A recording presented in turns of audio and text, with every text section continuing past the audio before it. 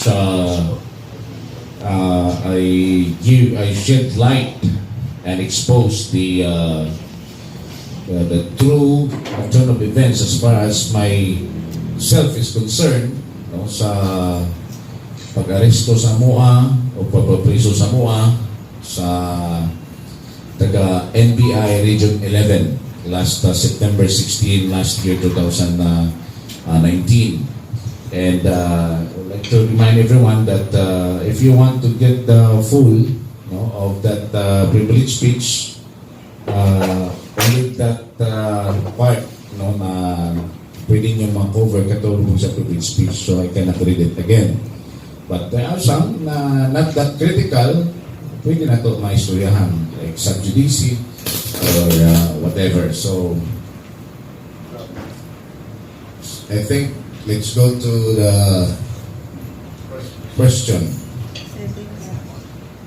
I would like also to pronounce na nagpasalamat ko sa akong mga kabanan, so sa Sangguniang Panalawigan, very supportive sila sa ato ang imong privilege speech o sympathetic sila sa atong nahimulay tamang sitwasyon, including of course our Vice Governor Mark Cagas. So pasalamat ko sila, and they are referring it to proper committee for possible resolution, no, nga ipasa sa asa man nga office concern para ma-actionan ang atong expose. Okay. Ang mangutana, isulti ang pangalan ng inyong stasyon sa radyo or sa TV? With the indulgence of the Dago City-based media, I'm from Davao, I'm Dennis Lasso. I would not say na gikan ko sa Radyo UK Davao. Pero Mindanao Journal ako dalon. Anyway, board, with all the things that you have said during sa imong privilege speech, anong kuan dito? Anong magiging takbo? Wala na itong atrasan kasi bisag wa ko kapaminaw ko kaabot sa imong tibuok nadunggan ginako, pero I can sense, no? I can really feel sa message ni Vice Governor Mark Cagas na bukat ang imong gipangguyan ba against sa NBI, no? Ang uban moingon ng National Bureau of Investigation, pero with the content of your privilege speech, murag mugawas na dili na National Bureau of Investigation na pulos binuang investigasyon, di ba? Pero nga nang gawas, ano ba ito? Wala nang atrasan, kay buka to yung mukuan. Wa ba ka mahadlok sa imong kinabuhi, board member Arvin? Salamat, Idol Dennis Lazo. Sa word na walay atrasan, wala naman po ka-atrasan. They are pushing me against the wall. So wala na ko'y katrasan. Which it mo, wala na gumuasdan na lang yun. No? Sama sa himungaan nga, huwag mong bugawon mo dagan, pero mapilin gini ang piso, busukol gina. So they challenge us. It's a challenge for me and to everybody na muparokta sa tinuod, muparokta sa insakto. So yung na ako kaniha, kung mahimo ganini sa ako no? Nga doon na tayo posisyon sa probinsya, broadcaster ta, napatay abogada nga partner nga gwapa, di mo ba nila king anak, no? Pag-circumvent sa balaod para lang mahimo nila ang mga dautan nga plano o gusto nga ihut-hut sa tuwa. So, sa pa mga ordinaryo. And I start to doubt, I think you will agree with me na basig dili lang ako na biktima ni from the past. So if I don't deserve a single minute, no, sa prisuhan, the more that they don't deserve a single minute sa ilang position. Because they are supposed to be the law enforcers, enforcing the law. No, dili kay mao maghimo og dautan batok sa isig ka tao. Follow up na lang.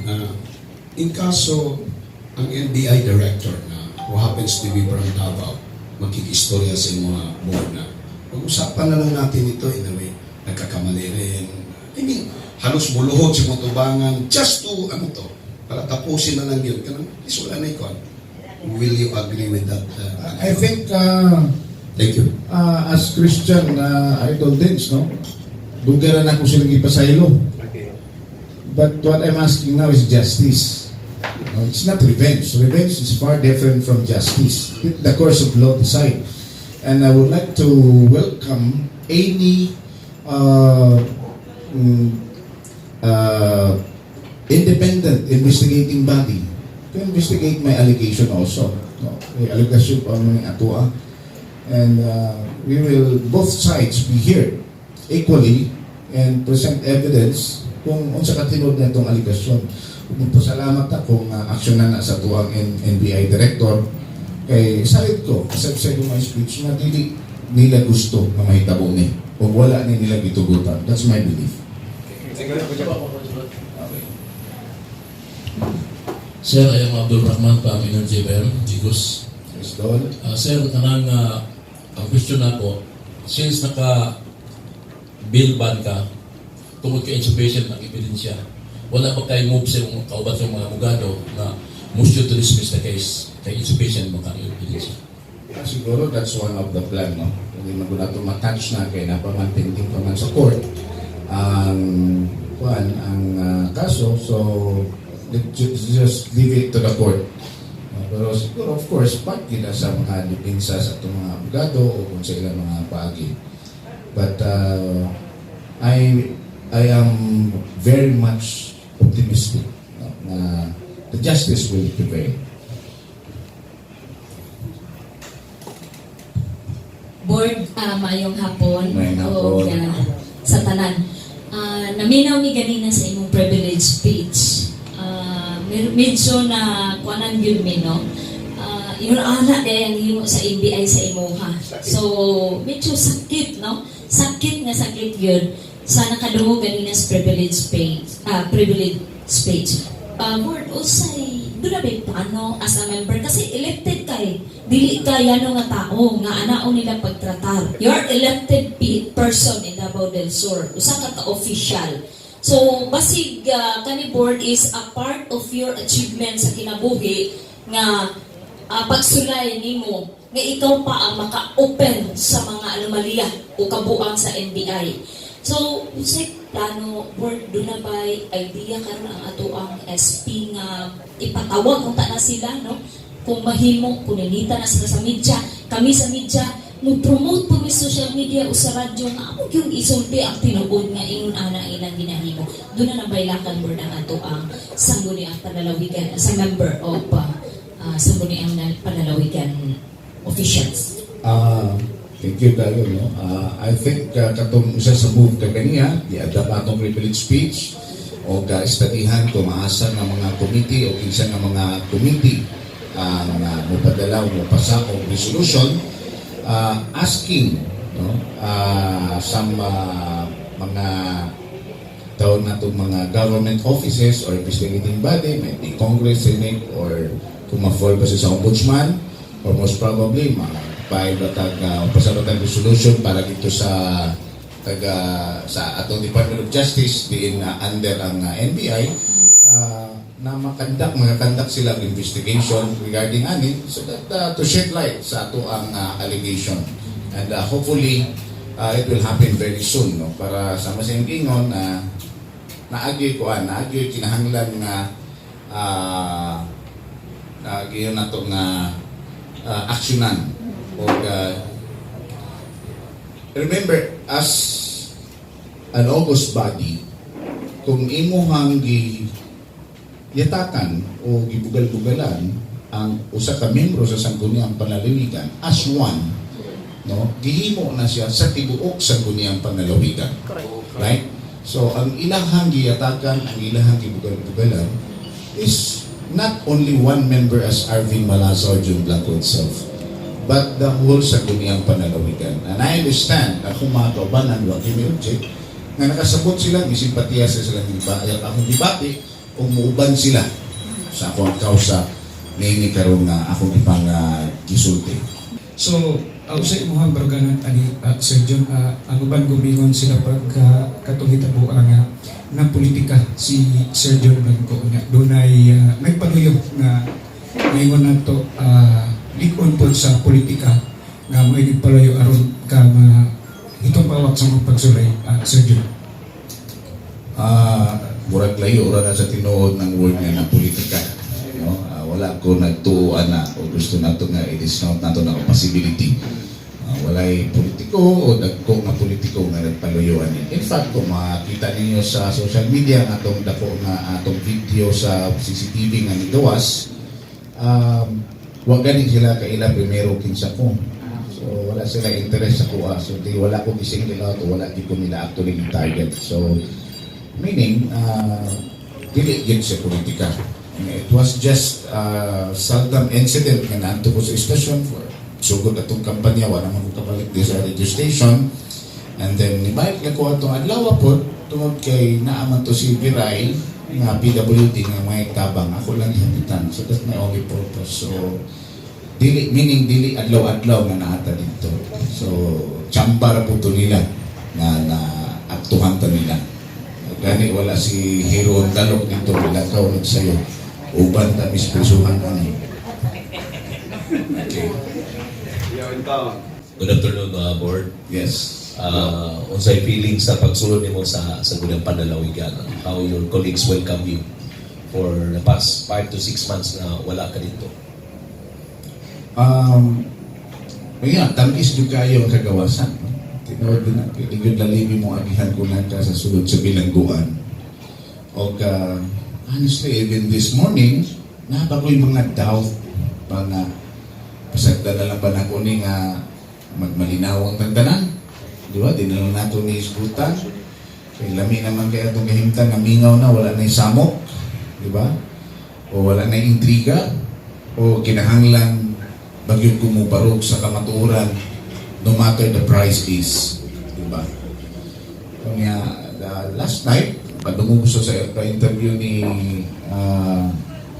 Sir Jason sa usa sa mga challenge dito na kung wala kay kaiso, talawag kaya pag media. Diba? That's part of your challenge. No? Yung pa sa Spider-Man, great power comes with great responsibility. Kanto pinabuntag, type na ko to, nawala na akong type.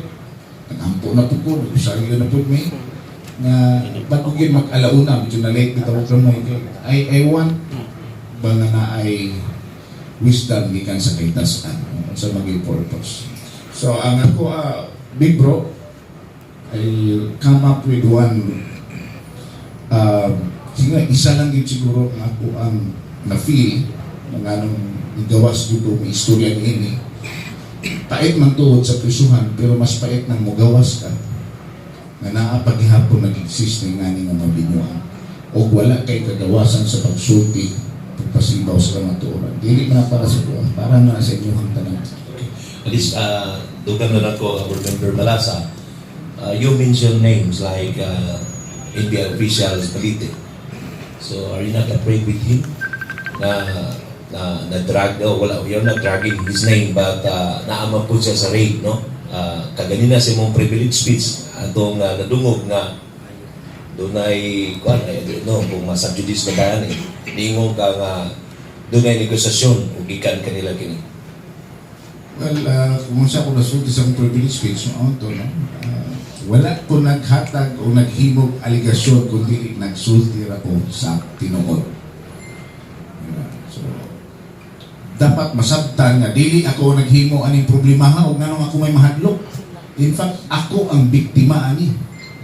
No, so dapat siguro sila ang maghuna-huna asa nila itago ilang kaugalingon karon. Di ba? Nga asa ilang konsensya. Kay kung munaog lang Ginoo karong adlaw, ako'y muna sa linya makikatubang nila kinsa nagsulti na mong tinuod.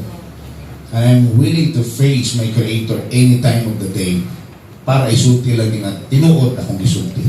Kung kinsa sa muang na maka. Salamat. May hapon, sir. Kaya sir. Kung napriso na po ka. Wala pa, sir. Masunod ay mas kapit na sir. Kapit naman po. Sige. Nakita na ko ganina, sir. Ako naka-feel nga sa imo sa injustice, sa imo at lang sa imo pati sa mga kaubanan. Kung na plano karon nimo, sir, kung paano makagkaso sa ilang aside sa katong action nga himuon po sa case.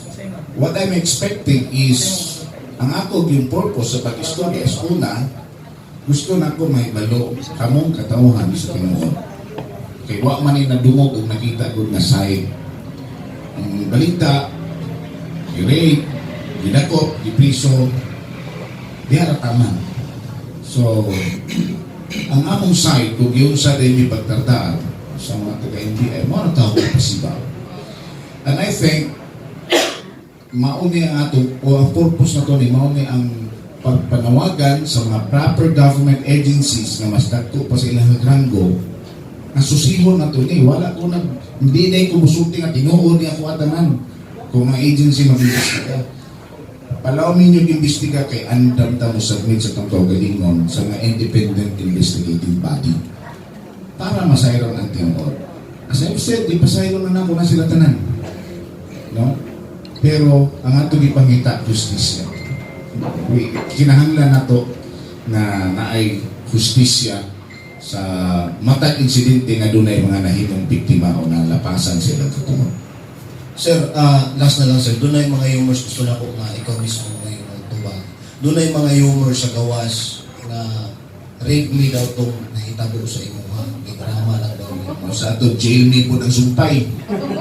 Wala lagi, pwede man ang rape me. Pero gawas din yung pagkaugma. Pero jail me po. Sa may ganahan ko na rin magpapreso 5 kabulan, may natunto na ng pudato. Sa ako ngayon kaingon ha, pag-agi sa sunod-sunod na linog, gusti sakita sa amo ang dughan. Ako nga naghuna-huna sa mga nadamyo sa linog, no?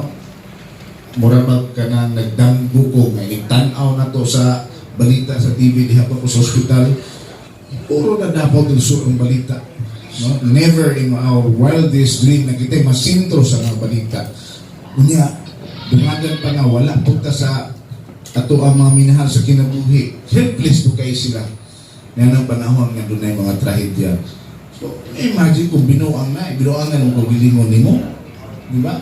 Unya, niagi ang mga importanteng events sa itong kinabuhi. Doon ay mga anniversary, doon ay mga birthday. Once in a lifetime kasal, di na mausap. No? Naabot pa ng Pasko, New Year. Yung sa may tunto ito, magpa-raid me, ano. Ang klaro diha, ang naghuna-huna anak mo ay wala sa tarong panghuna-huna. Kung sila kasabot kung sa kalisod ang among giagian. Di mabayran ang among kaulaw. Dihan kami ang sintro sa mga balita. Kaya even some of our closest friends have doubts. Nagduda po sila. Hangtod nga nakita nila ang hinahinay nga kamatuoran. Diba? So, muna akong masulti. Board may hapon. Yes, right. May hapon sa tanan Mike Nakwa sa Charm. Sa privilege speech mo ganina kabot pero mo klaro na to dire kung sa tong naliunod niya to. Ako na ipangutana board isip isa ka sa defender sa Kappa Ministry International Incorporated. Sa hitabo sa imo board na ko masahiran nga doon na ba'y gihimong tabang sa imo ang founder Pastor Joel Apolinario or unsay iyang reaksyon sa imong pagdakop sa imo pagkabilanggon mo kung 6 months o unsa po yung reaksyon niya karon nga nagkagawas na? Una, ako engagement sa Kappa na itong panahon na broadcaster ko, nahuman na siya atong pagsugod sa kampanya. Wala naman ko na broadcaster. Bawal naman ko mo-broadcast. So that's sometime on February. After wala naman kayo may update. No? Siguro, pari-parihara tag-update. Kung siya madungog na to sa Facebook o sa YouTube, pari-parihara update. Wala naman po maistorya si Pastor. No? Apolinario, ang mga panahonan na nagkaroon na raid namin. Pero doon ay mga tao nga atong panaghapan nga ba sino makaabot sa iya ang mensahe. So mura ba middleman ba mo pahibalo lang ta usa may inyo matabang ani. So naka-reply sila one time na mas dako ang ilang giatubang nga problema. So wa po tayo mahimo kung sa man to pamugos ana. So ako nakasagot ko na mas dako ilang problema kaysa ako because at that time po nga may istorya pa namo ang ubang mga mga leader sa Kappa. Abi man ako madali na po niya mong kaso. Huwag mo ito maabot ni 5 kabuan. So sige na lang, kung maasig na lang yung problema, nagkamot na lang pumigamot din no? So kung sa reaction niya nga nakagawas ko, pa mo kabalo, pero I'm not sure kung nakabalo na po dyan nakagawas ka. Pero siguro nalipay po siguro si Pastor kay wala man may away o may bangi o di po siya siguro gusto man na siya mga higala o kaila na mabutang sa panghimaraot ng kinabuhi. Follow up lang, board. Naiwaran para kang Pastor Joel Apolinario sa reaction ni mga board. Wala pa ko kabalo ana kung sa nang waran o Bahin niya po sa kuan, board, sa kapag yapon sa katunggi bawal ni Presidente Duterte. sa kuang simple nga pagsabot kung doon na sila iwaran tuba kung punan nila legally, no? Legally kay as to the mechanics manggod sa lalong operasyon sa kapa kung nakasabot din anak, no? Unsay ilahan ng mga diskarte sila mga lawyers, no? Asa na dapita ilaha karong pag-negosyan kung balik ba sila o dili, kung sige balik ba ang kwarta o dili, no? Pero ako hantod karon nagtupag yapon kung wala magadamgo si Pastor Joel Apolinario nga may ani o makagubot ang organisasyon sa kapa. Nagtuo ko na wala siya kinuha na mamintaha sa isig katao labi na nato mga membro sa kapa. Wala siya na kuna-una na madaot ang iyang kubilingo o madaot ang organisasyon. So, kung doon ay kaso, I think proper forum na is sa korte. Pero sa ako, personal knowledge, so sa gamay panahon na kailan ako siya, ito kung wala siya intention na makaguba ba sa katauhan, sa mga membro, o sa uban pa.